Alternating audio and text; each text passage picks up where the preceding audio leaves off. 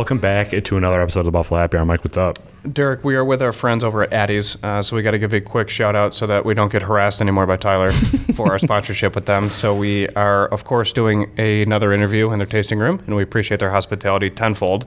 But we should start with introductions for today's guests, and then if you guys have titles or just A1 and A2 for the operation, then we can go that route. But I figure we can dive into things and then just talk about how this whole thing came about. Awesome. I'll let Dan start because you're the president, right? Yeah, I guess so. Yeah, technically I am the president of the company, I guess so. Dan Chrisman. I'm the president of Cuvee Imports. We are a small family-owned, well, we're practically family, right? We own... Some people say we're like a married couple. Yeah. There you go. Yeah, Same with us. We bicker like one. So. Correct, yeah. So we're a small company, just the two of us. We started this about 5 years ago. And we focus on small family-owned properties, mostly organic, biodynamic, all with generational history on the properties that they farm on. Yeah. And I'm Eric Frick. We started this thing 5 years ago, and kind of in a weird way too, right? We ran into each other at Wegmans. I think it was that one, like next door, actually. It might have been, yeah. Yeah, weird. So, full circle. Yeah, Dan and I have known each other for a long time, but we knew each other through like the photography business, and worked at the same studio. And I was kind of fed up with my career in my business. I felt like I needed something else. I was doing like photography and video, and so I moved to France, took my family there. And on one of my trips back, because I was flying back and forth for my photography business, ran into him in the produce department at Wegmans, and he was a distributor at the time, or sales rep for a distributor, wine distributor. And one of the big guys. We won't name any names. Mm-hmm. And no free shout-outs here. Yeah, exactly. Yeah, we don't want to. They don't need any help. They don't need any help. Trust me. So that's it. We sort of hatched the plan there. Kind of talked about our kind of where we were at, and that's how it started. It's kind of a cool thing. So we're I don't think a lot of people realize where wine comes from, right? And like the process of like how it gets to these store shelves. So for us, we're the importer. We're the guys that go and find it. We find it at the source, and then we bring it over, and then from there it goes through a distributor and then onto restaurants and retailers. But we're the we're the entry. We go out and find the wines from producers, and a lot of times we find them there. We travel to Europe, and that's where we meet these families and taste their wines. And we're fortunate, I guess, that for such a young company, that these families have trusted us. Sure. Because this isn't just their livelihood. This is their this is their identity, their family history. Some of these going back, in some cases, hundreds of years. So, for them to trust a couple of guys from Buffalo is kind of cool. Yeah. I joke around like with customers all the time that we're basically friends with farmers, and these people are literally just working the earth every day, and they don't know anybody else in the United States. In most instances, we are their only importer in the United States, and they're just happy to be doing business outside of their own market. That's wild. Yeah. So you guys talked about how you kind of met through photography and kind of went to school for it, specialized in it. What was the conversation like between both of you where you're like, you know what, let's drop our jobs, let's get into wine importing, but not even just regular wine importing, but super specialized wine importing where we have to find the wineries. What was that conversation like? How did that get started? Oh, you mean like what did I tell my wife? Is that what yeah. Is that what you're asking? Well, I actually remember very well like running into him because I don't think I saw you in like a long time. But when we worked together at this photo studio, Dan always worked in restaurants, so he had a restaurant background. Yeah, even when I was a photographer, I was always like a waiter or a bartender or something along the lines of that. Yeah, gotcha. And then when I went to France, I started shooting for Wine Spectator magazine. So my original plan was just to go to France for a year and just for a different experience. I just wanted to get out of what I was doing just for a change of scenery. Mm-hmm. So I went to rural France. I was like an hour west of, or east of the city of Bordeaux. Okay. So Bordeaux wine country, so a lot of people know Bordeaux. Mm-hmm. Bordeaux is pretty famous in the world for wine. And I lived in a stone house surrounded by vineyards. And it just happened to be a vineyard, the one that I could basically took walks around, which was right outside my window, was a organic and biodynamic farm. And this is where my idea came. I was like, this is cool. Like, so for the first time, I started to understand where wine comes from. Mm-hmm. Like, it changed from being a product to being like, oh, this is like watching somebody work the vines and produce this thing that they were passionate about. Then I started thinking, okay, well, I got a marketing background. I've been working in advertising for 20 years. Maybe I can do something. Maybe I can help, right? Plus, I loved wine. Mm-hmm. I mean, at the end of my when we would wrap photo shoots, I always had bottles of wine on set. I'm like, okay, it's time. And I'd bring stuff, and it was a lot of fun because I like to talk about it. And and I was shooting for Wine Spectator magazine while I was living there. So 1 year turned into 7 years. Wow. Yeah. I was still conducting my photography business, which I still do. But while I was there, I was shooting for Wine Spectator, and then there's Decanter magazines based out of London. So I got to meet people. Sure. I used to, would meet some big players in the wine world, and the more I was around wine, the more I wanted to be involved in it. And then I ran into Dan, and he was frustrated with his job. I wanted to get into wine, didn't know how. Mm-hmm. And I believe that day we just sort of decided, like, let's start talking about it. We did start talking about it, but at first it was, I was in a pretty cushy job, though, too, where I was at. So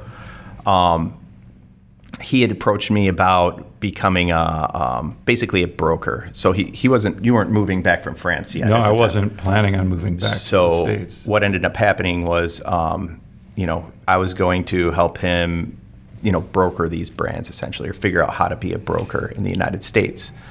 So I started doing some research, and then I was talking to another friend of mine who I worked with, and we were just, eating lunch one day, and we're like, why are we, talking about helping this guy be a broker? Why don't we just start an import company? Mm-hmm. So that we originally had a third partner, and right before we launched, he had a young family, mm-hmm. and I think he got some cold feet, and that's fine. I don't hold it against him. He was smart, is what it was. Yeah, exactly. What's the difference between a broker and an import company, just for everybody and us? So a broker would be like... I won't try to put it on our listeners. I don't know. Everyone else knows. Yeah. I know, obviously, but for everyone else.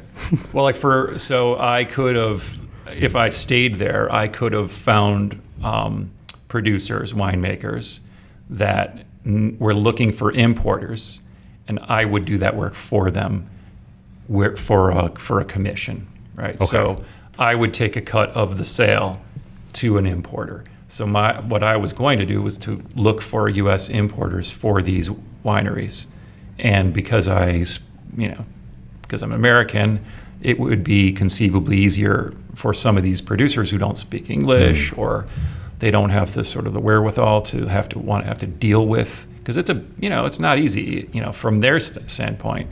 It's a lot easier now with I think the digital world has maybe changed that quite a bit. In the past, you might have to get in your Fiat and drive around the countryside and go from like winery to winery. But it's not necessary these days. So now, are you guys doing brokering and importing now, or do No. you work with somebody over there? Yeah, no, I mean, the main difference is, a broker doesn't deal with everyday logistics Okay. mostly. They're kind of a brand ambassador in a sense. Gotcha. So when we did start, don't get me wrong, we didn't actually bring any product over ourselves until probably, what was that, late 2017? 2018 was our 2018. first. So, I mean, we launched our company in 2015, and for the first year, we sat around and waited for the government to give us licensing, Yep. Sounds right. typical, Yeah. And then And we also didn't quit our jobs. right, Yeah. right, that's right. So I Sure. didn't leave my other job right away. Obviously, Yeah. that would have been suicide. Someday we obviously. might pay ourselves. Right. We're not sure. Eventually. Yeah. But we started out as a broker for a couple brands, and initially we were working with Certo Brothers when they were in business, and we were brokering about 6-7 brands with them, somewhere in that Yeah. ballpark, all French. They're great brands. We've since brought some of them back into our import side. Others we've just kind of let fall to the wayside, and we still love them. They're just they just don't fit in our portfolio right now. Fascinating. So, what is the licensing like? Because it's separate from what I believe we're used to with restaurants, bars, liquor stores, and then like the beer stores, right? So how does that work with you guys and the feds, basically? Because I don't even, is it a state thing or is it You can't both? do, Federal. Yeah, you can't do anything until you get what they call the federal basic permit. And this is the part of it. Like everything about wine is like, I don't know. It's Sexy, right? Yeah, it's like super sexy. Yeah, right? and it's like food and wine. I mean, come on, this is romance, Right. And then you get into the business, and your first thing you're realizing is like, fuck, you got to deal with like, first you got to get that license, and then in the state, of course, the state is the license nightmare. itself for an import license is $750. Not that bad, but to get it, we paid like $4,000 to a consultant, Right. Yeah, who's essentially, they make you feel like it's indispensable. You're like you need it, right? Yeah. We probably did. Yeah. We I mean, probably did. It's probably worth. Yeah. I'd say we did need it, but we were, It was the right growing thing to pains do. as a business. Yeah. I mean, don't get me wrong. Those guys that do those things with the SLA, they're great and they expedite things. I'm sure, but I'm not. Dan entirely- loves the SLA, right? I'm not. Yeah, I love it.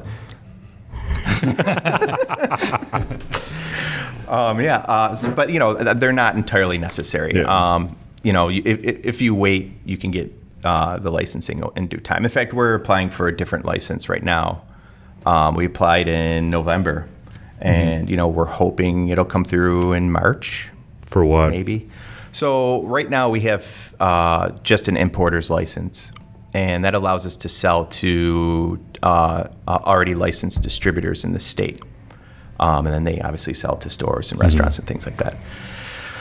What we applied for is a wine wholesaling license, and this will allow us to sell directly to a store and a restaurant. Okay. We're not looking to, move away from any of the markets we already have. We're looking to actually just expand our fingerprint in the markets that we don't have. A good example of that is Rochester. We did it mostly to start for Rochester. We want to start self-distributing in there. So that means that you guys have to grow, right? I mean, you guys can't do that yourself. We will at first. We will. Good for you. We'll be Dan and I will be driving to Rochester. Warehouse guys, delivery guys, order takers, Yeah, everything. administration, HR. Yeah. We'll have an HR HR. meeting once a week. We don't. Are you still okay? I can drive a forklift. We're just not allowed to drive it, right? Yeah. In our warehouse. Right. And that's not. I can drive a forklift. Do you guys I'm mind not if I open saying. something while we're talking? Yeah, Go let's for do it. Go ahead. All right. Go ahead. You can continue. Talk my forklift. Dan likes to give me a hard time because I have a warehouse experience from when I was in college. I was do? working in a Oh, warehouse. yeah. You've never mentioned that before. Yeah. I give him a hard time because of the way he can't handle like a pallet jack very well and doesn't wrap the pallets like tight enough. Sure. So. Every time we're in the warehouse. Did I ever tell you I worked in a warehouse? That's fantastic. It's like every time we get in front of like a crowd of people, you know, for a dinner or something, he's like, I used to live in France. It's like, What are you opening right now? Is this your go-to? Do you have a go-to? this is a starter for us. Love it. So- This is actually, look at that. okay, this is great. This is exactly what he deserves. Yes, exactly. Yeah. I'll grab it. I mean, No, that's right. What You know- kind of a professional are you? We're good. I know, you know. Professional. I mean, what? Hopefully the cameras caught that. I hope so too. That's what happens when you get too excited. Love it. Well, your question was go to. So let's. We're probably going to jump around a little bit, right? Yeah, Oh, we'll yeah. jump around. This is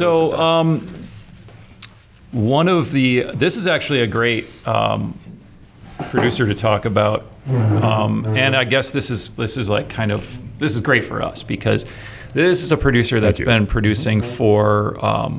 They've been making wine in Alsace for over 300 years. So this is an old French family. That's insane. Yeah. And so the family is Catin. Joseph Catin is the winery. They're pretty big because they're an old family. Why don't you put that next to you, please? And the youngest generation of that family, so their main wine is already distributed in the U.S. by other distributors, some fairly big ones. But they're the newest generation, the youngest generation of the Catin family wanted to start converting to organic. So they've converted some of their vineyards to organic, and they didn't have a distributor for that range. And we met them, and we were like, we want that. And we had to wait because they were under contract with a wine club who had like exclusive national distribution. So we had to wait till that contract was up, and we basically said, we'd love to have you. So that's what we got. So this is it's a great example of like a lot of our wineries where, we'll meet them at some point and we'll love them, and usually, hopefully, they love us as well off the get-go. And we'll start negotiating and talking, and then there's always some other bigger player because we're just, we're a small importer. We're small guys, So there'll be some big mega importer that will also be talking to them, and they'll have to realize, do we have the volume? Will we be lost in their portfolio? Are they going to give us the attention we need? That sort of thing. So we often start conversations with wineries and then don't see any of their wine for 2-3 years sometimes. So the organic aspect of it, was that a market that you saw needed to be tapped, or is that just a passion of yours that you wanted to stick with organic? Yeah, I mean, I think that we just Cheers. yeah, cheers. Thank you. Yeah, thanks for having us. Of course. Thank you.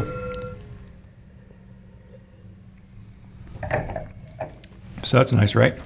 That's a Very. it's mostly Pinot Blanc and with some Chardonnay, and this is a traditional method sparkling wine. So that's basically it's like champagne, All but- bottle fermented. Yeah. Oh, okay. Is that So- unusual? No, not for Cremant. Okay. Yeah. So Cremant is bottle fermented like champagne. It's the dirty little secret. Everybody flocks to champagne and the quality of champagne, but Cremant offers it a lot of quality for the price point, simply because it's not from Champagne. Sure. It's so good. Yeah, it's very good. Yeah. So this is probably, well, depending on what champagne we're talking about, but generally speaking, about a third of the cost. Yeah. But so that's the deal. Like champagne is one of those things that a lot of people throw the name around without, okay, it's like it has to be from Champagne to be champagne. It's not Prosecco. In France, when you have a sparkling wine that's made in the same way, so that's the secondary fermentation in the bottle, it's called Crémant. So, and then it's usually followed by the region where it comes from. So in this case, this is Crémant d'Alsace. So it comes from the Alsace region. Gotcha. But there's Crémant de Loire, Crémant de Bordeaux, Crémant de... Bourgogne. We have a Cremant de Bourgogne, Bourgogne yeah. in our book as Yeah. well. Yeah. So, Is this just a French thing, or Yeah. Okay. Yeah. yeah, Yeah. Crémant is French sparkling wine. From There's other countries that do bottle fermented. Oh, yeah, sure. Okay. Sparkling wines as well. A great example is Franciacorta, out of northern Italy, out of Lombardy. Fantastic wines, and they're probably closer in part to what you pay for in Champagne. But it's all bottle fermented, and it's got a lot of these great qualities to it as well. So when you import these wines, how does it maintain like integrity, flavor components, and then like the overall profile from over there? Like Guinness in Ireland, obviously totally different, but kind of the same in regards to the point that I'm trying to make, is a completely different thing there than it is here. Same with cappuccinos. A cappuccino here is a joke compared to Europe's. Sure. So how does that work with the import? Is that a conversation you guys have? Or is it the whole, well, because it's so organic, then you kind of maintain elements of it? Well, I mean, we don't. Not everything we import is organic, and I don't think it really is. Kind of where you're going with it anyway. But I think there's a certain misconception. I've heard this a lot of times where people will say, "Oh, well, the Europeans they don't send the best stuff, the good stuff." It's not true. It's totally not true. What we buy is what they're drinking there. We do not buy wines from producers that are like specially made for us or specially made for the U.S. market. We fall in love with their wines because they're authentic. They're authentic to where they come from and to the families who produce them. That's what we want, and that's what we import. Where I suppose things could alter that would be in like transport, If it's sitting on a loading dock in the hot sun for 3 days, well, now you messed up your wine. So for us, we have to be concerned about what time of year that it travels and things like that. Yeah. But whether it's a refrigerated container or not, and that sort of thing. Sure. Yeah. So that whole quality control method, is that part of the conversation that you have with the families up front? And then you're like, hey, for this to work and then to get the best value, we'd kind of have to do it within these months or something. And then they're kind of like, oh, well, okay, it is what it is. And then other people are like, we're not going to go through that hassle. They don't really, it's pretty straightforward, really. When we order a wine, we send a purchase order and they prepare it and they tell us when it's ready. And then a driver, the shipping companies we work with, they handle that stuff. So, okay, so it's not necessarily the conversation with the families. It's more or less with the the guys moving it, right? Oh, yeah. Okay, got it. Logistic companies. Yes. That's Eric's department. That's, Yeah. So you're HR. He has the pleasure of doing that on a daily basis, tracking down truckers and stuff. Thank God I don't have the patience for it. It's really funny because how often do we hear people say, "Oh, your job must be so great," Right. And yeah, it's wine is great, and the families are really great, and a lot of what we do is a lot of fun, and going on buying trips is a lot of fun, but we're a small company. We share hotel rooms, Right. Yeah. When we travel, there's one. Tell them the story about Italy. Oh God. About where were we? We were in. We were outside of. You were in Venice, someplace, right? We were Outside of Venice. Canigliano. Okay. We were up in the Veneto. Yeah. Right. So we go on these trips, and we're paying the bill, right? So it's not like, It's not like we're not staying in like 4-star or hotels or anything like this. It's coming out of our pockets. Right. So we're okay. We're going to share a hotel room. So we find this one is super cheap, and it was tiny. It was the smallest bed I ever slept on in my life. It was like a cot. It was like being in like your childhood bedroom with sharing with your brother. Right. Our bed was like this far apart from each other. It was, and it was hot as balls in there. And I think Dan opened the window, right? Because it needed fresh air. It was hot. And then we went out with a producer, right? So, and this is a great producer. It's our producer of our Prosecco. And we're meeting for the first time. So they take us out. We go to this incredible restaurant. The producer brings a bunch of friends. And then they take us out afterwards, and we're drinking cocktails. So we're getting, we're pretty, we're sauced up. We're sauced feeling up. good. Yeah, for sure. And then we get back to the hotel room, and it's so freaking hot in there. They were going through like a heat wave too at the time we were there. It was, it was easily 90 at night there, So we're drunk in this hot hotel room, and our bed's this far apart, and we were like, man, we couldn't get the air conditioner to work, and we were like barely slept, and we had to be like at our next winery the next morning, right? Yeah, a couple 100 miles away. It wasn't like down the street or anything like that. So we're hungover, and we go to check out of the hotel, and I mentioned like, oh yeah, your air conditioner doesn't work, and they're like, you have to close the window. I was like, what? Like, you close the window and the air conditioner kicks on. It's like a fail safe, like a you can't run the air conditioner while the window is open. So we had left the window open because we wanted like air, but we didn't realize. Yeah. Sleepless, greasy messes the next morning. How mad were you when you figured that out? I don't think you told me until we were on the road. Yeah. Self-hate is a good thing. Did you guys move the beds just together? And you're like, there's no point. We might as well. Let's just seal the deal. Big spoon and little spoon. Yeah. Like, what are we really gaining here? Yeah, that was fun. Other awesome. times where, actually some of our... There's been some decent places. We've had some really great, I think, again, like, there's the whole logistical side of the business, and there's, dealing with regulatory agencies, and I'm also in charge of like label approval. So you get a label like this, for instance, this is organic wine.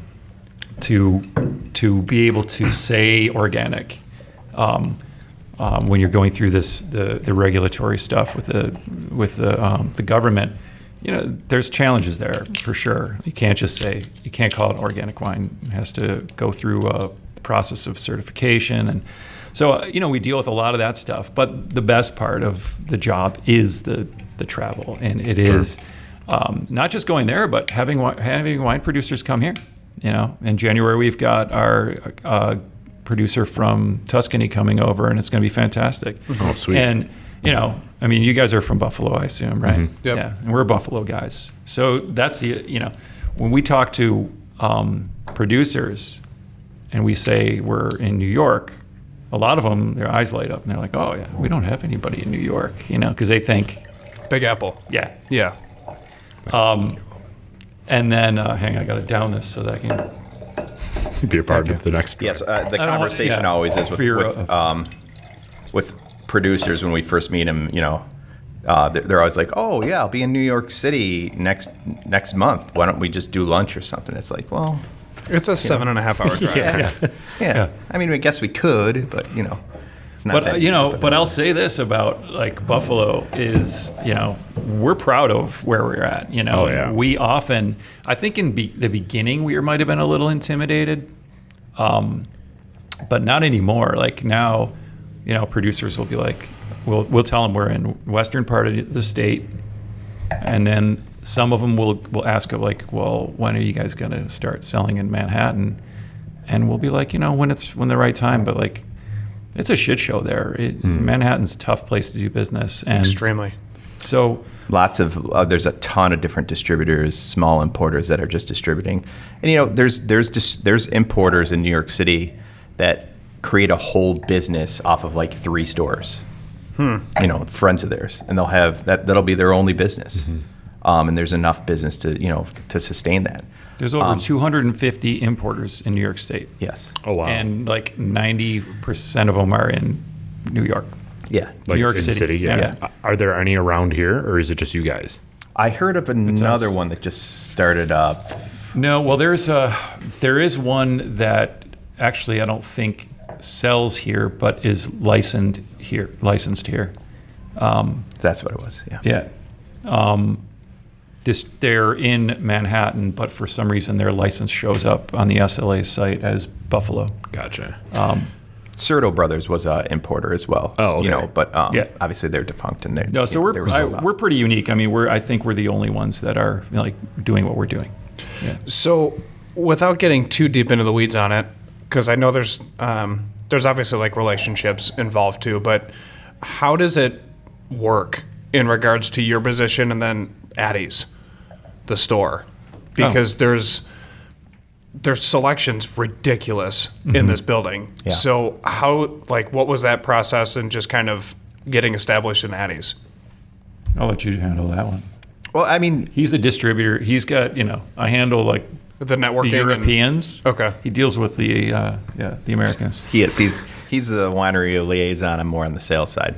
With any store, it's everything's on a person-to-person relationship. Sure. It's a sales job any way you look at it. So you sell yourself before you sell anything else, obviously. So I'd known them in the past, and we were working through Certo with them as well. So when we started with our own product, it was a pretty easy transition. And the way we designed our portfolio too, we currently distribute through Try It Distributing. The way we designed our portfolio was it was a bit unique in its own right, I think. And the way we did it is we went to Try It. They were just starting in their wine and spirits program, or vision, if you will, and they were a little weak on the wine side. So Eric and I basically went and found a bunch of wineries, probably 50, maybe I don't know. maybe even more than that. Pretty long. And we had session. like 3 days of about 60 wines that we were tasted through. Wow. Each of those 3 days. We just brought in a lot of samples from producers Sure. that would. So we might have like a good example, like Prosecco. We didn't just bring them a Prosecco and say, "This is what we want to import." We brought 3 different producers, and we all tasted together like a tasting panel, and we looked at the price and the quality, and we're like, "This is the one we should go with." Retailers, restaurateurs, other friends that that are in the distribution business that we have, all sat in and tasted this stuff, gave us notes, and that's kind of how we chose what we want. Not that we don't trust our own taste or judgment and that sort of thing, but even to this day, if we have a new winery, maybe it's not as big of a grand scale as we did it in the beginning, but we still kind of vet it through some trusted distributors and SOM friends, restaurant friends, store friends, and then our team at Try It as well before we really move forward with it. Yeah, that's a good idea, because everybody, even the distributors, have to like the product, or else they're not going to be able to sell it. Sure. Are you guys sommeliers at all? Are you going to be? I am. You are? I am. We joke. I sent you that video last week. Yes. And that was our pandemic project that we were doing that we're still hasn't finished. He's waiting for me to start editing it. Yes. We were thinking of names of it, and tongue in cheek, we want to call it 1.5 Soms, because I'm a full blown Som. Eric is half a Som. That's amazing. Well, I went the route of the WSET, which is more of like technically you're not Soms because it doesn't have a service component. Sure. But I like 1.5 Soms. I'm okay being 50%. There you go. So My glass is half full. I like it. There it is. Speaking of names, what made you come up with the name of the company? Oh, that's all me. So I Damn, dude, you just took all that. No, credit. Yeah, I mean, it was just like, I know, it's like, It is. it's all me. No, seriously, because I had a business plan back when I was at. I just taught him how to say it properly, He did. or which direction the accent He did. needs to go. Later on, when we watch this footage, it's going to be like, you said Chevrolet wrong, something like that. We didn't talk about the Chevrolet yet, but yeah, let's talk about the name. So I had a business plan written out for a wine bar, because I've always had a restaurant background, and the name of the wine bar was Cuvee. So when we started this business, I remember we were on the fence on a couple different names, and I was like, look, I have this branding already set out. Why don't we just, I'll plop the word imports in there, and we're good to go. What does it mean in French? So Cuvée is, it has different meanings, but Cuvée in the wine terminology is typically like it's a special wine or a special blend. Like, so a winery might have their classic wine, right? So like a Bordeaux might have like just their classic Bordeaux Superior and a Bordeaux Reserve. And then they might have a special Cuvée. And that could be a wine that is from a designated parcel of vines or something like that. But Cuvée is usually an indication of a something a little more special. And so it's a sort of a general term, but that's the basics of what it means. Gotcha. I love that. Yeah, that's really Especially because it ties everything in. So I have a question because I love planning. So when you go over for a trip, what is that process like in regards to like the planning of everything? Wait, you like planning trips? Yeah. Me too.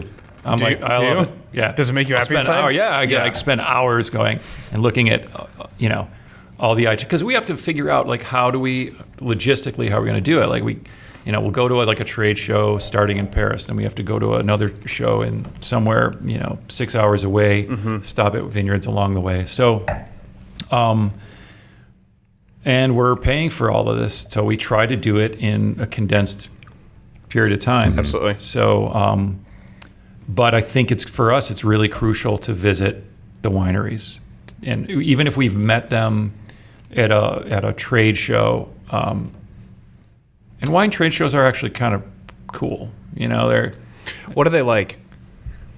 you know Is similar to other trade shows, or is it a little just Yeah. because it's? I mean, you have to spit, right? Like there's you do. Well, you don't have to spit, but you're foolish not to Yeah, spit. right. I'm just gonna You'll say be that. hammered. Yeah, yeah. So that's yeah. always the amateur mistake that people make is that you can tell who's like there legitimately and who's like with the girls. a friend. Yeah, exactly. It's Yeah. like someone will like get a friend in, and that friend will just be like sloppy and messed up by like you're starting at like 10 a.m. So floor opens and you get a glass and you walk around, and some of them are massive. Pro Wine in Germany is the biggest one, and then there's the Vinexpo in Bordeaux and Hong Kong. Those are big, and Vin Italy is a big one. So these are all big shows. So the challenge for us is to focus, right? They're so big. So what we do is like what are we looking for? We turn you have to walk away. You have to turn things down all the time. Sometimes we won't taste unless we get a price first, because like an export price first, or else because we're like, it doesn't matter if we like it or not. We'll never be able to sell it. So let's just move on. It's challenging. Like that stuff is challenging, but Because your passion kicks in too. Because you're like, man, I would love this because I haven't this specific side of the mountain. I haven't had their wine yet, and then I knew that this weather event happened, and it might have changed all their grapes, and then all that stuff's in the back of your head, and then you start to nerd out. Especially as a half som, you're getting excited because you're almost there. Almost there. Yeah. Halfway there. Always half. That's the problem. I'm always halfway there. Yeah. Yep. So when you first started this, what was do you remember the first winery that you communicated with? Was it a relationship that you already had, or like what was that conversation? You'd be like, "Listen, guys, I know that we're new, but trust us." Yeah, that's interesting because we just talked about it the other day, going through our old notes, our original like list of producers that we were going to work with. Who was the first? Was it Lysen?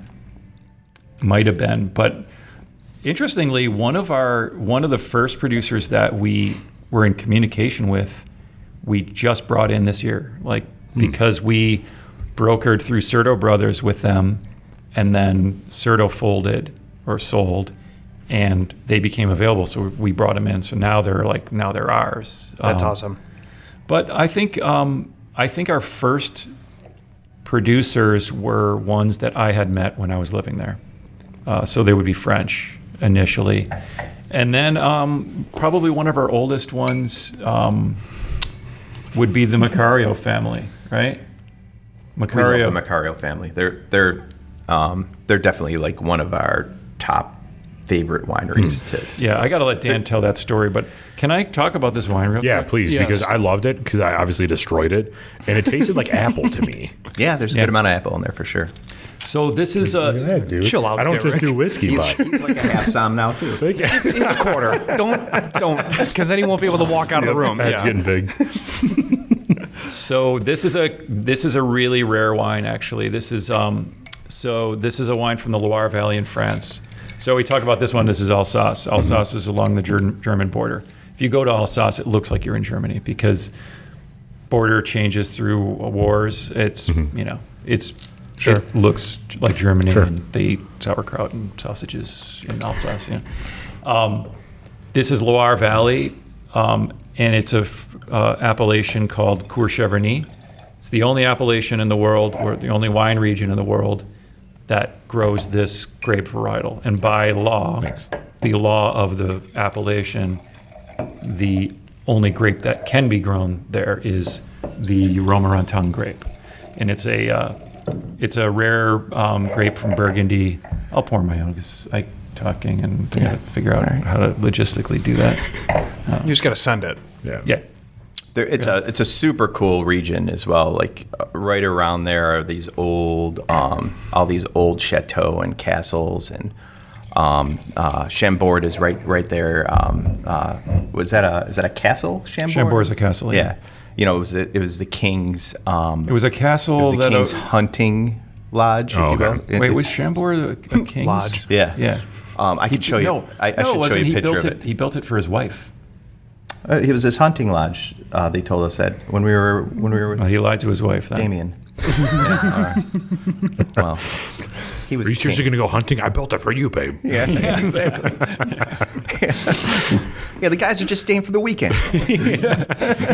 So what makes this grape only available there, though? So the Romorantin grape came from Burgundy, was planted in the Loire Valley, and then essentially the locals decided to create the appellation to preserve its, keep it from going extinct, essentially. So it is a very small appellation. There's only I think there's less than a dozen producers who grow in that appellation, and I would say in the state of New York there might be 2 or 3 producers that you can find. It's probably 2. Yeah. In terms of who here in Western New York has, there might be 1 or 2. So it's pretty rare. It's a wine that's it's got classic Loire Valley qualities of like good acidity. But it's a wine that's a little bit rich, and it actually is ageable. So up to 10 years. It'll get more like honeyed, even more floral over time. Gotcha. What would you pair it with? Just a charcuterie, or would you, because it's a white, you would pick like white meat, like chicken, fish, or would you just kind of have it as a table blend? I think it's a wine that probably wants, I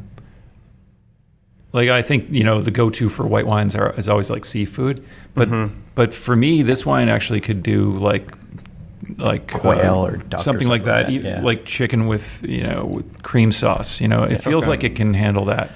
Yeah. This one's great, too. This one's super buttery. Yeah. So, and this one is 2014. By the way, we're doing the 2014. Okay. Yeah, nice, right? Yeah. 2014. So this is, we sell the 13. We don't even sell the 14. This I pulled from the cellar and then realized when I was chilling it that it was a 14. So, Lucky this us. is so nobody can buy it. All That's what I'm right. saying. Cheers. Yeah. This was well, he's talking about vintages, and the weird thing is we're drinking a white wine, right? So for wine, if you walk into a store and you see a 2013 or 2014 white wine, you typically want to stay away from it. Right. Because it's probably old and not drinkable. Most whites don't age that well. Yeah. Right. We're talking about like a white Burgundy, then it's a different story, and some other wines that can age, like a Grand Cru or Premier Cru, Chablis and things like that. And probably California Chardonnays and things. Yeah. To an extent, for sure. But typically when you're, especially in this business as an importer, you want to buy the freshest vintage on whites. But so this is a white wine that has they don't even release it until several years, because it's deemed the quality of the place where it comes from. So this is a Muscadet, but it's a Cru Muscadet. Do we talk about like geeky things like crus? I don't know. Do you know what a cru is? No. Dive into it. All right. More info, the better. Right. So when you see the word cru, CRU, it is this is really what I think is great about wine. Maybe it makes it different than other, Like whiskey. yeah. Yeah. Well, I mean, do you guys like Scotch? Oh, absolutely. yes. All right, so Scotch has that, right? Scotch has like, It's more terroir driven. yeah, so terroir, right? Yeah. That term that encompasses all the essential things that are site specific, right? Why is that something that grows here superior to something Sure. that grows? Yeah, like You how know. a Highland is different from an Elay and Absolutely. things like that. Right. You know, like they're very distinctly different, and it's all due to where they're grown from and how they're produced in that region. Yeah, so in the case of this cru, so the name of the cru is Goulaine, and the name of the region is Muscadet. So Muscadet is in the Loire Valley in France. Goulaine is just been determined that the soil there, this specific little area, is superior to the other Muscadets around it. So it gets the designation Goulaine. Also means it's more expensive. But the other cool thing about it is that it's aged on lees for 3 years before then spending time in the bottle, and then they release it when they feel like they should release it. So, and when I said on lees, that basically means it's Dead yeast. the dead yeast cells that. Sure. So you'll notice that there's probably a good parallel between like the sparkling where we started and this with Yes. that like kind of toastiness, and you said creaminess and butteriness, and that all comes from just it spending time on that dead yeast. Okay. It imparts flavor and But no barrel. No barrel. No barrel. No barrel. It's fascinating too, though, because from like our listeners that obviously can't taste what we're tasting, all of these are so crisp, and a lot of people that have experience with champagnes, the few times in our lives where we have really good champagne, it just like cuts and cleans your palate, and then it dissipates extremely quick, and that's generally a sign of a better champagne compared to others. And with these whites, like I love reds. I know our wives love red wines, and if we had to make a preference, I would probably say red for us. But it's mainly just because it's such a huge market. But when you really dive into wine at your guys' level, you really do appreciate the whites because it's just a whole different game, and you're bringing in different aspects between climate, environment in general, and then grapes. And it's so fascinating because our listeners won't be able to fully enjoy this unless, of course, they come to Addie's, shameless plug, but it kind of brings in everything that you guys do because it's just such a different experience drinking a white compared to a red. Right. Totally. And I think, well, your listeners should come to one of our wine dinners because that's really in some ways, that's one of the best ways to experience wine. That's where we pull out most things like this. So where do you do those and how do those work? We do them with like local restaurants. We just did one last week with the Terrace at Delaware Park. Nice. So Love that place. Yeah. and we did this wine, Yeah, we and this is well received. and it gives us an opportunity to do something that I think is really kind of crucial with wine. Like it's not. I mean, I guess if you're shopping for a bourbon or for a whiskey, you know, you got to do your homework, right? Because there's a lot of stuff on the shelves, and everybody can go and pick up the brand everyone knows, Right. Right. Yep. So when it comes to wine, we're the brand that nobody knows, and what we try to do, and I'll do it here without like naming names. We're the David. This is the David versus Goliath story. You know, we're up against the big boys. I despise the massive brands. Sure. You know, because to me they're not wine at all. They're not real. They're marketed brands. You know, so this is the business I came from. I know it, right? So what a lot of people drink is stuff that is just marketed to them. So how do we, with these like small family wineries from France and Italy, how do we stand out against the 19 Crimes and the Apothics and you know the Barefoots and all that shit? We do it through being able to talk to people and tell them like, look, you can like that stuff. I don't care. Like if you enjoy it, I'm about pleasure. Like, Sure. drink what you like. You like it, drink it. See, that's a Somm thing to say, right? Drink what you like. Yeah, for sure. Half. Getting there. That's a half. That's a half song comment. I like it. But I think it's important for people to know that stuff is like Coca-Cola, right? The reason why it tastes the same every time you open a bottle is because there's manipulation involved to make sure it tastes the same way. Like, this is a wine that is going to, yes, it's at the hand of the winemaker, Sure. of course. Yeah. But there is vintage variation. And they're going to try to keep it as consistent as possible, obviously. But you're going to, there will be subtle nuances to every vintage and every little shift in whatever the winemaking process involves. Which we make the same point for whiskey because it's, MGP is a massive market in the whiskey side of things, and it's literally the exact same aspect on the whiskey side. So do you guys mainly focus in France? France and Italy.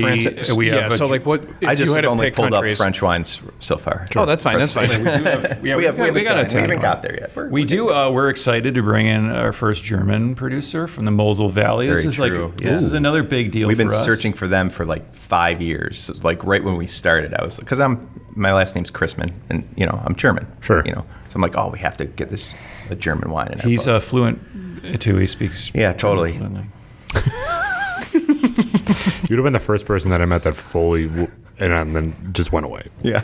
Never mind. Guten Tag. There we go. You're like, I'm trying. So Germany, France, Italy, and where else? We have one producer in Argentina. Yes, that was, and we were excited to have them. And they're actually turning out to be a great brand for us. So I'm really excited that we found them and are working with them. But that was our answer to a lot of the tariff situations that was happening in 2019. God, because terrible. we were getting nailed in France, and there was always this threat of, well, Italy's next. They're going to start putting these tariffs on Italy, and guys like us were sitting here freaking out because those are our two bread and butter countries right there. So we needed a way to kind of diversify a little bit. So I joke when I say, we're a European importer. It's not really a joke, but I mean, we are mostly European, but we have South America. We've talked to wineries up in Canada as well during that time. We did have some Spanish wines that we did. We did.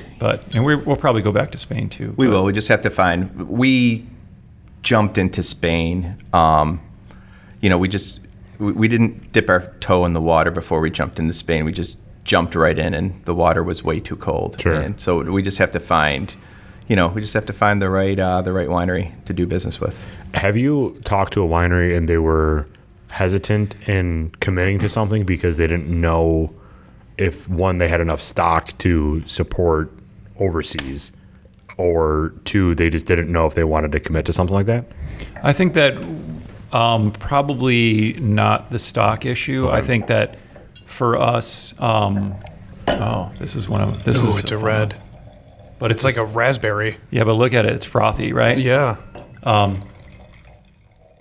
You can finish the question, and we'll talk about the wine. Come on. I might be starting to get like a tiny bit of a buzz. You're doing well. Well, we got this whole charcuterie board here. I know, so and let's start I'm eating like it. talking. He hasn't turned into a train wreck yet. I'm like, all right, I gotta reach over there when at the right time, and I'm just gonna shovel some of this cheese in. I did bring this today, by the way, because a lot of European wines too are designed for food.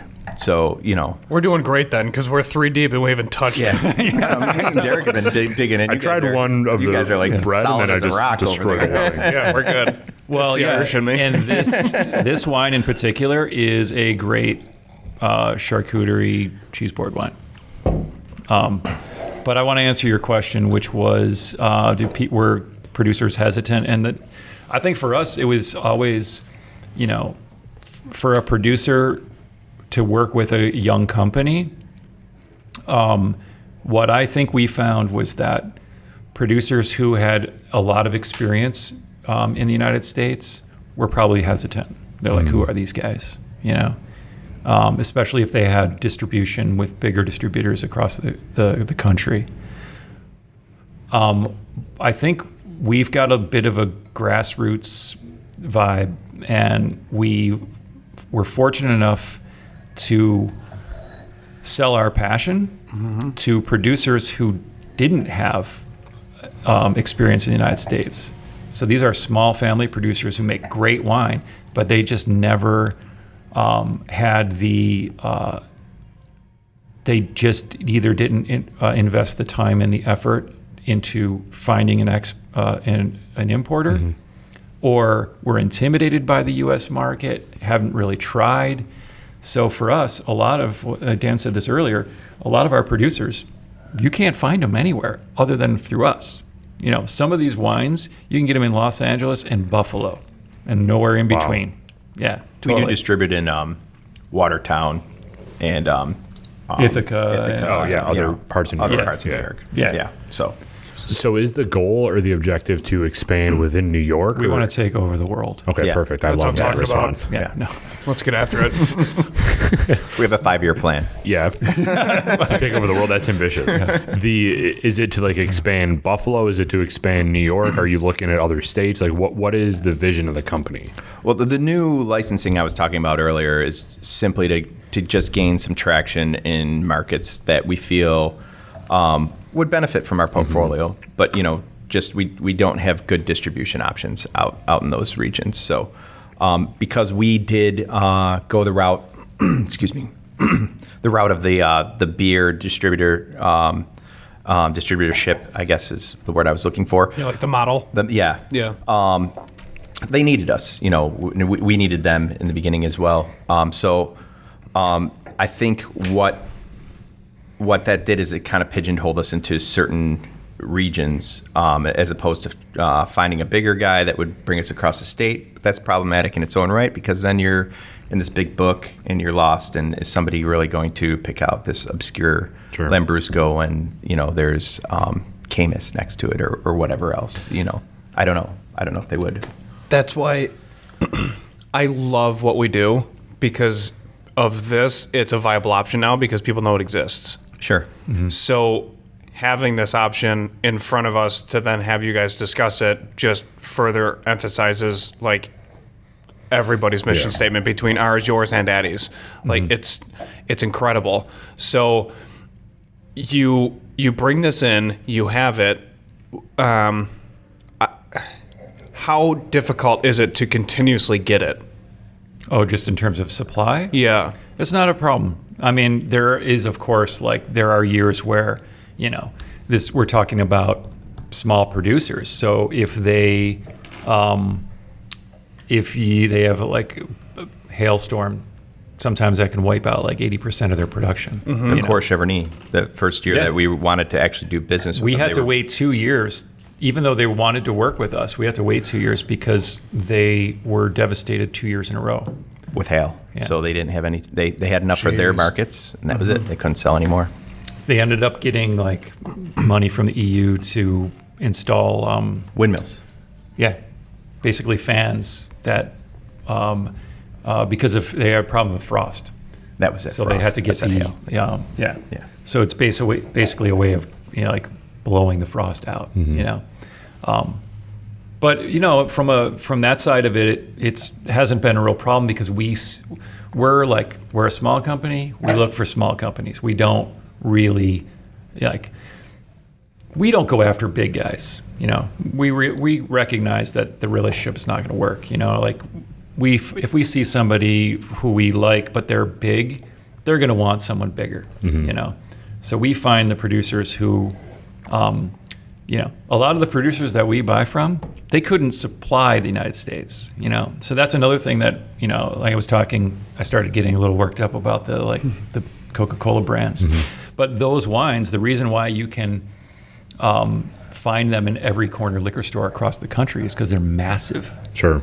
Those are not family producers. Those are producers. They're not even producers, really. They're buying juice or grapes in bulk from growers, and then they're just making this massive. The guys that we import from, they couldn't. There's no way they could supply the United States, Right. like 50 states with that. No, So- certainly not.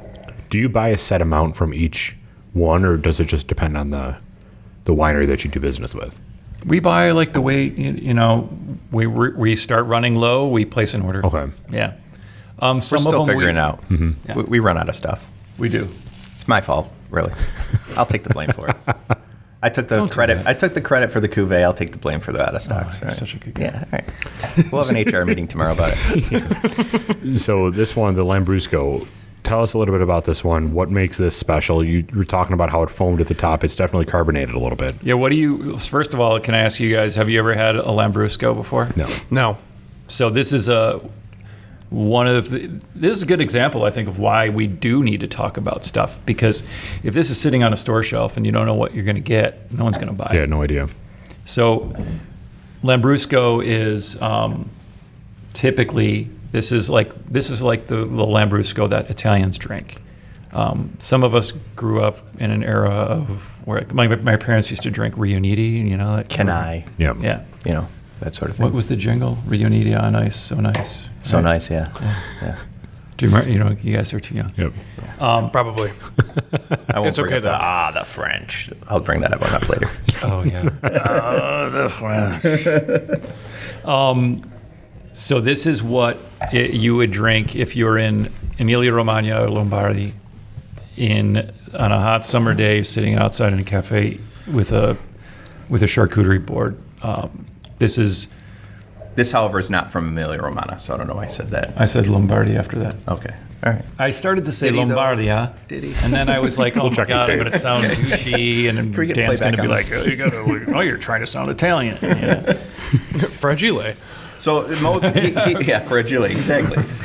Most Lambrusco does come from Emilia Romagna, and that's There are 4 appellations in Lambrusco appellations. 3 of them are in Emilia Romagna, one's Right. in Lombardy. One's in Lombardy. You would think that Mantova. somebody who's only a half som wouldn't know such a Right. thing. Yeah, it's true. I Might be told- 3/4 3/4 some. I gave him a little prep work before he got here. Literally sounds like Derek every time he Yep. texts me about research for a different brand. No, this is good though. This is that carbonation I was not expecting, but it's very deep, like plum and blueberries and raspberries. This one, but it's light though still. Like it's full body, but it doesn't like bog you down. Right. I agree. Yeah, it sits really well. Right. So when I do store tastings, if the store carries this, I always show up with a bottle of it, whether they want me to taste it or not. And I won't let anybody stop at my table to taste anything unless they taste some Lambrusco first. It's my prerequisite, because I'm trying to break that, exactly what Eric was talking about. He's the wine Nazi. I really am a wine Nazi at the store tasting, so come see me because it'll be fun. So what I do is I want to get this in somebody's glass because I want to break that barrier of that canai and that sticky sweet Lambrusco that people think I used to sip off of my grandfather's cup when I was a kid and it was this gross Lambrusco. It was sweet. Yeah, it's sweet. So 9 times out of 10 that I put this in somebody's glass, they walk away with a bottle from my table, which is Wow.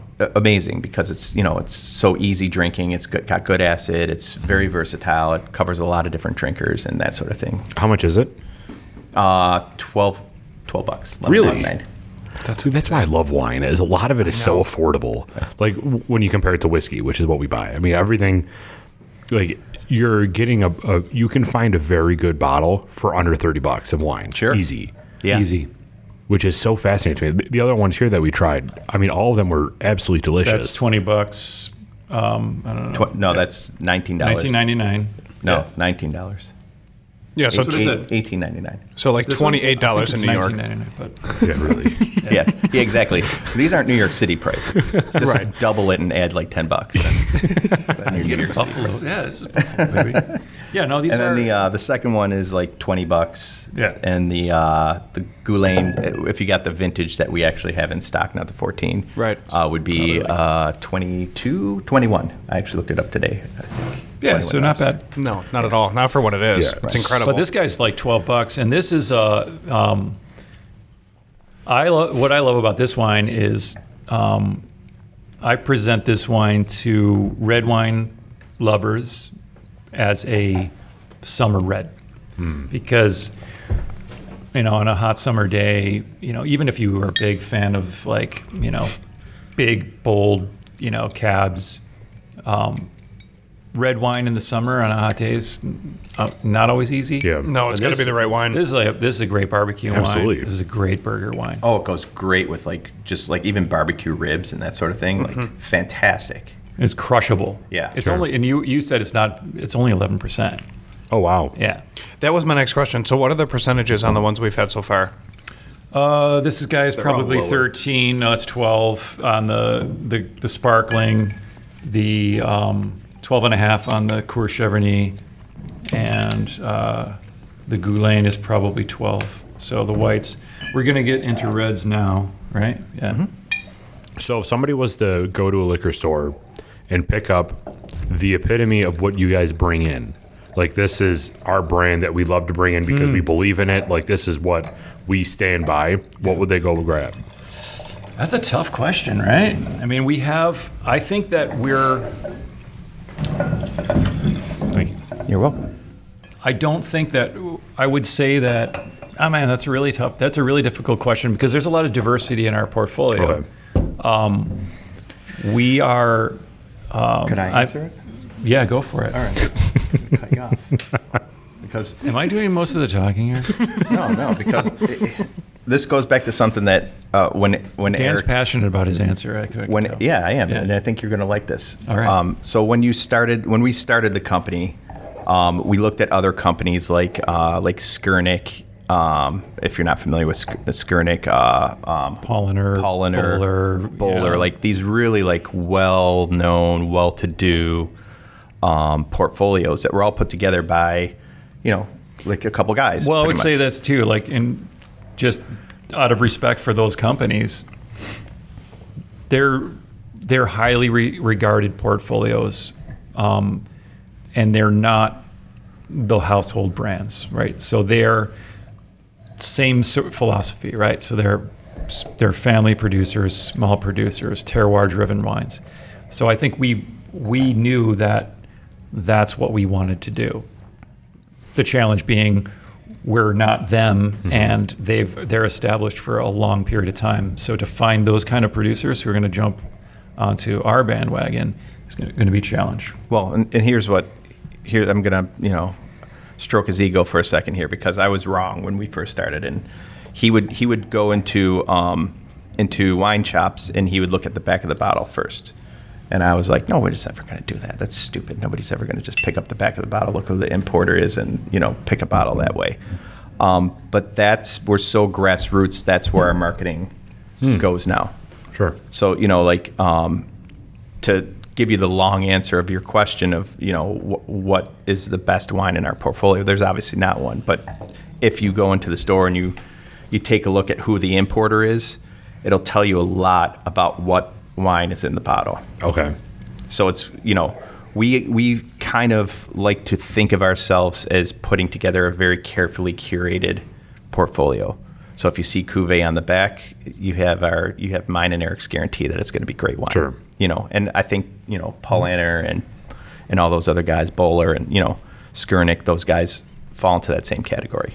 I like that answer. Yeah, that's awesome. There's a lot of companies that'll bring in stuff just for the profit that don't necessarily believe in the product. Sure. So that's cool that you guys are only bringing in stuff that you actually like and enjoy and can believe in and stand behind. Yeah. That way, everything in your lineup, as long as it has your logo on the back, Yep. is a guarantee that it's going to be good. Right.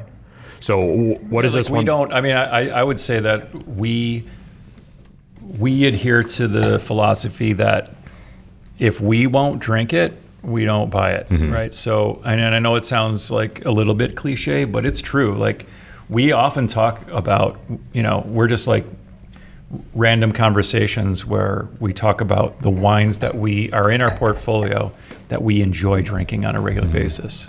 And to me, that's what we want. We want every wine that we import and sell to be wines that we love, because you can easily create a company where you're bringing in wines that the market wants or that the general public wants. We would much rather stand at a store like Addie's at a tasting and turn people onto things they've never heard of than to sell them another cab and another Chardonnay. And That it's doesn't just have like- a backstory. That has, it's just a label. Oh, this is a forward cab. enjoy. It is the perfect city too, because Buffalo's all about family growth and Yeah. like grassroots and down to earth and trying different things. So, realistically, you're in a really good market to do that, opposed to somewhere else. Sure. And then it's only going to. You mentioned Watertown. It's even more serious in Watertown. Sure. Oh yeah, for sure. know? It is. Yeah. So, Without any doubt. yeah.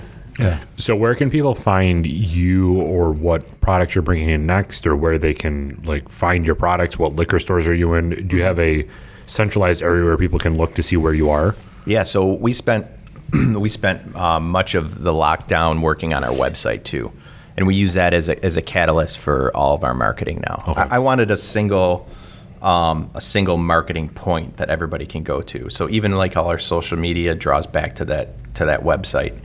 And we have, we're doing a little better job at keeping up with it, but we have retailers and restaurateurs on all the wines when you click on the little Our Wines There's a section. Find Our Wines section on our website, which, so our website is cuveeimports.com, Cuvee, Cuvee. Imports, plural. You can pronounce it however you want. You can call it Cuvee, Yeah.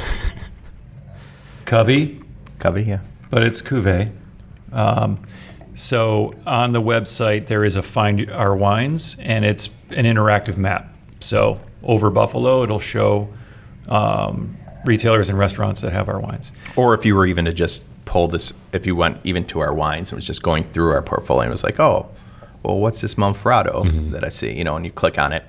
When you scroll to the bottom of the page, It'll show you what it'll show you what sell. retailers have on them. So We do have some newer items on there that don't have anything right now because they're just newer, and we're working on distribution and things like that. But for the most part, there's a place for everything. How big's your portfolio right now? yeah, what do we got? 125. Yeah, there's about wines? 125-ish ballpark. Which is it's not very about- big. About 30. No, there's For probably two guys, 25 it is, wineries. though. For two guys, it's pretty big, I right? think so. Yeah, like we're very selective now about our expansion too. Like we don't, like I said, our primary philosophy is, we got to love the wine, want to drink it, but also there's like price. I would say the vast majority of our wines are under $20. Which is Yes. awesome. Yeah. Yeah. Because I think we're also, we both come from, we're Buffalo guys. We're not, you can go in, if we wanted to create a business with only premium wines, we would have been out of business 4 years ago. Sure. And I don't think the premium wines need help. We're here to like turn people on to like, this is a wine that very few people are going to know. It's a Ruque de Castagno de Monferrato from Piedmont. It's just a juicy, unoaked red from northern Italy that I think is super delicious, and It's sensational. Yeah. Yeah. It's very good. I think it's another like food wine. Like this is, absolutely. it's got enough acidity that it wants a little bit of food with it. This is not like a big, heavy brooding wine.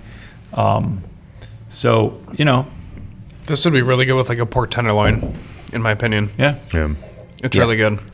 Thank you. I mean, going back to that price thing, that's something that we talk about a lot, even with bourbon, is that our generation, the new drinkers that are coming to the market, are constantly trying to find things to drink that are bang for your buck. Yeah. Our generation is not going to a $50 bottle, a $60 bottle. We're trying to find something that you can easily get for $20 that is a banger every time that you open it, that you can give to your friends because if they like it, they can go out and afford it. It's just something that if all of yours are within that price range, that's awesome. Because it's something that you can just buy whenever. Yeah. I love it.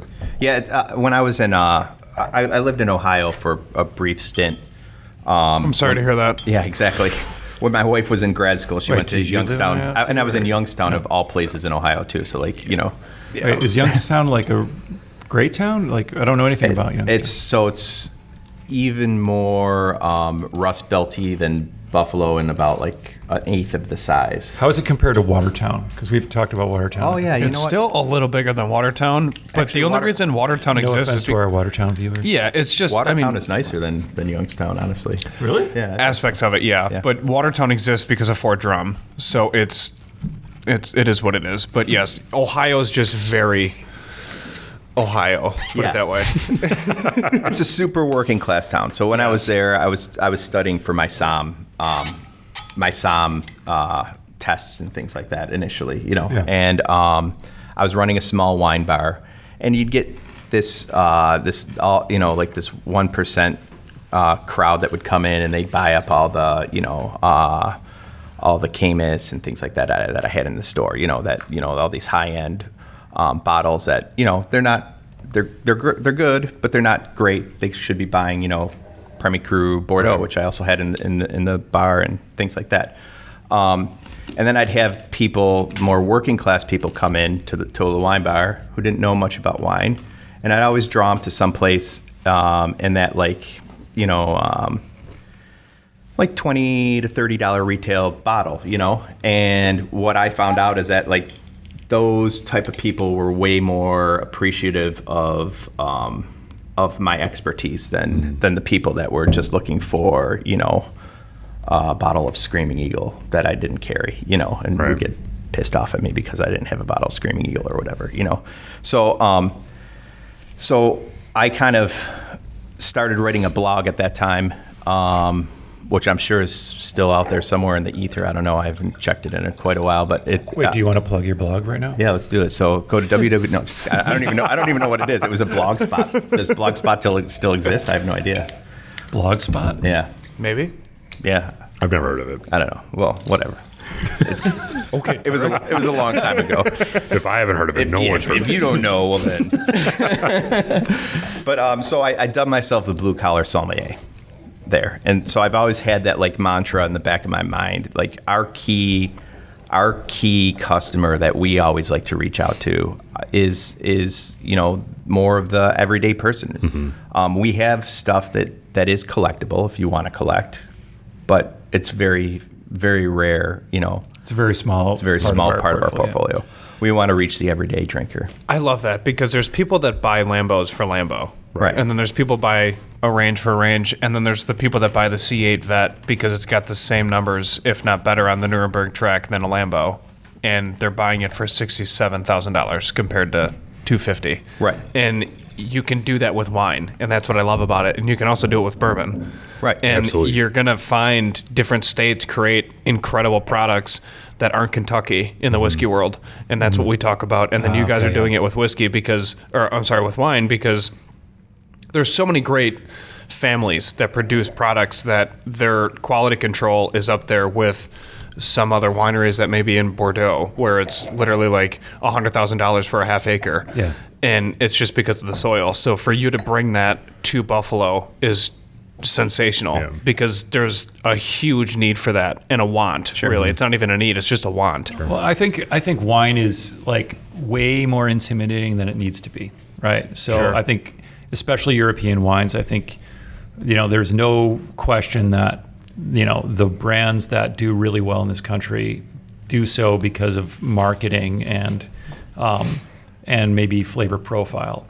That they're basically they're going for the low hanging fruit, right? So, and then what that does is it kills the diversity of wine. So you've got over 2,000 grape varietals grown in Italy alone. So why do we in this country drink primarily 6 different grape varietals? Right.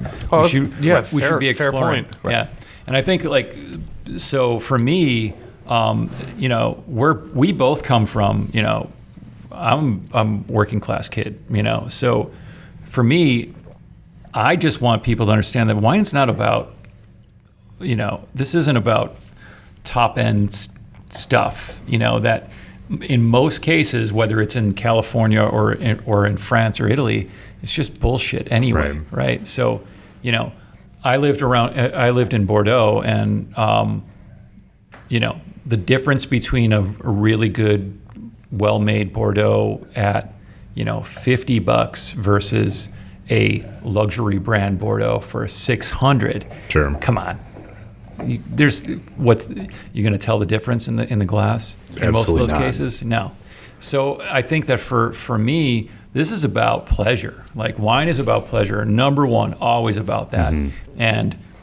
And all I want to do is get people turned on to like cool shit. Right. Try this. This is stuff you might have never heard, and it's only going to cost you $15. Sure. So let's try that instead of, the stuff that they're ramming down your throat, So everybody, if you go to a liquor store and you look at the wine, look on the back to see if Cuvée Imports logo is on the back, because it is their personal guarantee that it's a good bottle of wine, regardless of what it is. It can be a dry red like this, which I think this is a pretty dry. Am I wrong? It is. Oh, yeah. Okay. For sure. It's What do you think of this one? I love this. Very deep. Malbec. Yeah. Oh, okay. That makes sense then.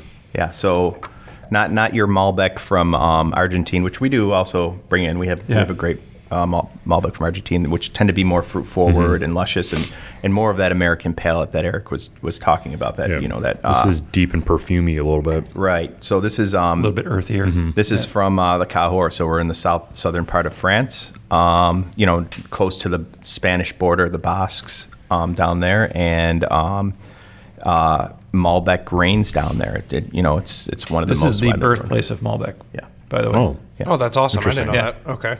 I think most people don't. So Cahors is the black wine of France, and because of its color, and it's the origin of Malbec.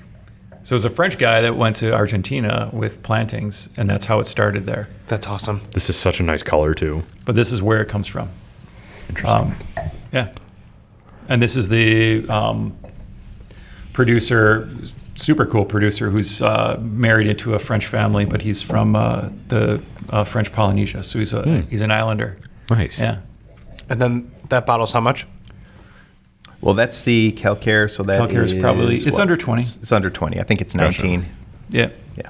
That's awesome. We'll put pictures in the video for everybody. There you go. and that's that's like a year in oak. So we're now getting into wines that have seen a bit of oak. They have an entry level one that falls into that $12 price point. Oh, okay. Yeah. Cool. $13 price point, somewhere in there. That's a great one too. That's a great wine as well. Yeah. So anything we didn't touch on that you guys wanted to? We're at an hour and a half already, Oh, what? right? Yeah. Tell me about it. Let's Fine. keep it going. Let's go two. Yeah, seriously. Joe Rogan one, 3.5 hours. Do we have any questions for the listeners out there? Hold on, let me dial one. We got one on the line. Let's try something super cool. Wait, yeah, we got let's do two it. more. You guys got time for two more, right? Let's do it. Do we have a dump Then you can glass? cut this down, right? You guys Yeah. edit this stuff. Oh, right? There's going to be something in Maybe. here. You're going to be like, All the information's we good. cannot- That's what's difficult. I don't even think we answered some of the questions. You could cut out the 6 times that Eric mentioned he was from France. That'll save you about a half an hour. And then right the there. warehouse is another 45. He's like, I only talked about the warehouse once. What are you talking about? I know. I'm like, wait a minute. I think the warehouse. Yeah. You guys have to try this because this has No, a we great. will. It We will. has a great Do story. we to have it. to grab a? Where's the PA? Can we get a PA over yeah. here to grab? need a Bring a dump. dump glass over here. I'm gonna remove my. I don't have a walkie with Yeah, me Jesus, right Tyler, now. what are you doing? I know. Wait. We got to do the vermouth too. Oh yeah, you guys didn't. We should just have a Manhattan right now, right? Jesus Christ. Just throw in a Manhattan, and then we'll Uber home. You guys aren't working tomorrow, are you? I mean, Yeah. no. I know. Calling yeah, in now. Yeah, I know. It's crazy. All This right, is very good, though. Like, I don't want to dump this, but this is very good. Yeah. No, I mean. But again, Yeah. you got to be responsible. You got to be Yeah. responsible. Drink responsibly. Be a good Drink person. responsibly. Respectful. I mean, I don't, dude. Am I the only Irishman here? You're German. What are you? I'm German Polish. Yeah. Okay, and then you're Italian, so you quit half. Yeah, that's why I'm before anybody- destroying the prosciutto right here. All right. So I'm gonna have problems pouring over that thing. So. Yeah, no worries. Thank you. I got you. Dan struggles sometimes. Short guy complex. We should probably include a few notes about each other. So Dan has this propensity to actually. I'm not sure Dan's ever eaten a meal in his life where he hasn't deposited some of it on his clothing. It's true. I mostly eat over garbage cans. And I as don't well. understand why old he does it. restaurant Like, days. there's a certain like logic to things, and for some reason he can't okay today? do it. Like, you're so far so good. Actually, Yeah, like that I did shirt. dump wine on You my pants did earlier. explode the bottle. Don't jinx right it though. now. So I'm gonna knock on wood. So this is a super interesting wine, and I can guarantee you've never tasted this before in your life. Wait, can you guarantee that? That's a little 100%. No, I could tell you that I'm okay with that guarantee because I probably haven't. I'll guarantee 100%. If you have, I apologize for if that insults you.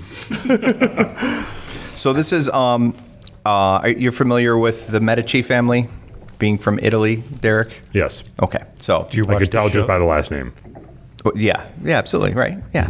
All right, so the University of Florence got the rights to go into the Medici tombs and do like a Indiana Jones type, excursion of it, and a couple of things that they pulled out like artwork and a lot of other luxurious things with it, but they pulled out some grape seeds as well.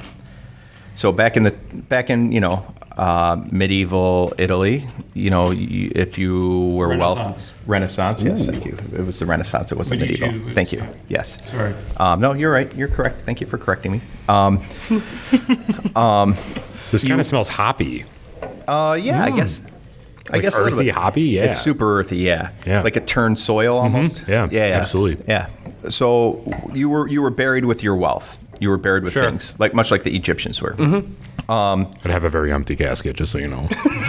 You're telling me. You're the Italian. Dude, I'm Irish. I get an empty six-pack every time a pair passes away.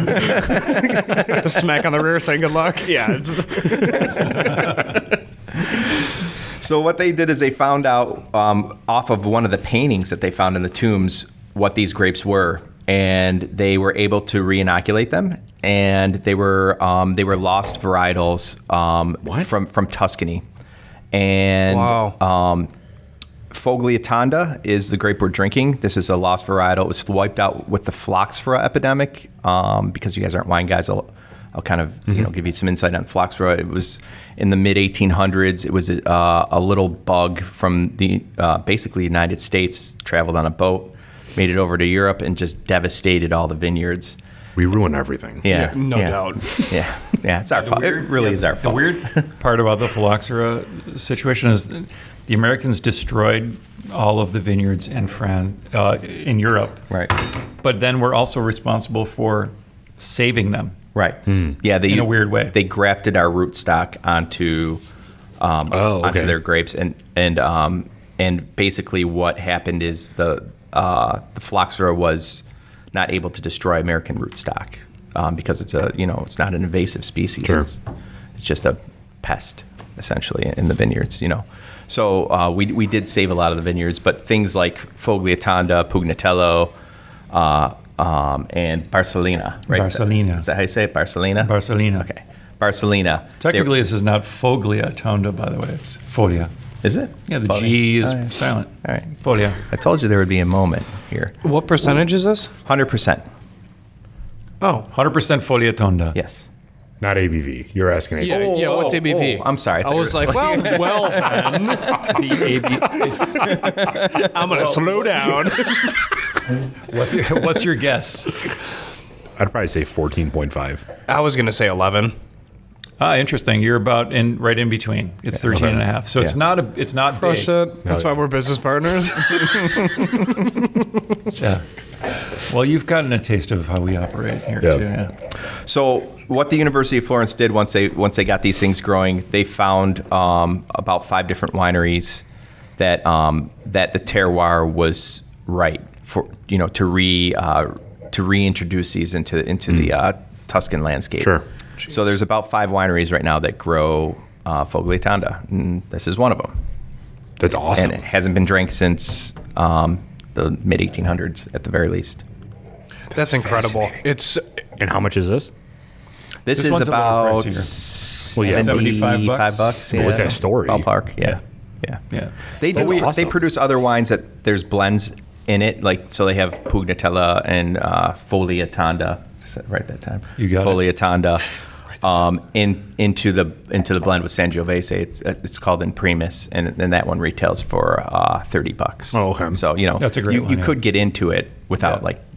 getting that into it. Sure. Well, this goes back to what we were saying earlier about we can't survive selling stuff like this. Like, it's great to have, Sure. And it's a great talking point. It's but cool. we as an importer, we're buying like 10 cases. Right. along with their Chianti, which is like our, that's The stuff we The bread really and butter, sell. the Chianti Reserva is fantastic Oh, yeah. at like what, $20 for the Chianti? Yeah. 22, 20 something like that. $20 now. It's really fantastic. These guys are producing organically. They use some biodynamic stuff too, but these single varietals from the Renaissance are really out there. They're great. That's cool. I love that they brought it back, and it's just hysterical to think about from the time frame standpoint of 1800s, and our country formed in 1700s, and these people were like, yeah, we've been making wine since like 1412. It's like, what are you talking about? Yeah. You know, and it's just, it puts everything into perspective, where an old home for us is, 1900s, and they're just laughing. They're like, oh, nice new build. Right. Yeah. Well, guys, thank you so much for everything. I mean, this is a treat. The charcuterie spread, all the wines, everything is just fantastic. Yeah. Thank you. Thank you. This has been great. Everybody, go check them out. Again, when you go to the liquor store, if you see anything that you liked here, look on the back of the label, see if their logo is on it, because it is going to be a good wine. You can guarantee it. Even Mike and I can guarantee it now. We have something to give you guys, though. What? Yeah. Wait, two things. Wait. What are you talking about? Yeah, pull them out of that bag over there. I was going to say, we can do a round two, because I know that there's like a gajillion things that we have yet to talk about, too. Oh, Round sure. two is Yeah. always Round good. two's But great. you have to go home with something, and I know you're both whiskey drinkers, right? Yeah. So the one thing that is not technically wine, but falls into from an import standpoint, wine category, is vermouth. Oh, okay. And you guys are going to walk home with each one of these. Thank you so These much. are, oh, my God. So when you guys make your Manhattans, let us know what you think of that. Sure. This is a very small producer who's doing like artisanal vermouth from Torino, Italy. Italy. This is Yeah. awesome. Yeah, And here- Italian vermouth. You guys are barbecuers, right? Oh, hell yeah. Yes. Here's What is going on? here's a couple going barbecue on? aprons. You have to cut all this out, Derek. You can't let this go live. This is so cool. You guys are now Plosner ambassadors. Wait, can we cut this out? Wait, do we have to redo anything to like? To make No, it you're more fine. seamless? No. I mean, we're just going to sit here and keep drinking and eating, so Christ. it's fine. This is so cool. Thank you, guys. Thank you so much. Yeah, you're welcome. Goodness. My pleasure. Yeah. So anyway, thanks for having us. This Yeah. has been fun. Can you plug your website one more time so people can know where to find you? CuveeImports.com. CUVEE imports.com. Awesome. We're also on the Facebook and the Instagram There you go. at Cuvee Imports. Love it. We have a Twitter handle which we won't talk about because we don't really use use it. it. we don't yet. use it Yeah. either. We don't either. We have a That's YouTube worthy. channel that, I think we have 2 followers. It's impressive, isn't Well, it? we don't. we don't have content. We don't have We're much lacking in content. content. If you do want to go see some of the stuff we were doing during COVID, you could go on there. We have like interviews with phone interviews with What we lack in producers. content, we excel in character. Right? Is that? That's Sure, I like that. That's good. Cool. Cheers, guys. All right, Thank you cheers. so much. Thanks, guys. Thank you. Thank you all. Cheers. Thank you. Thank you.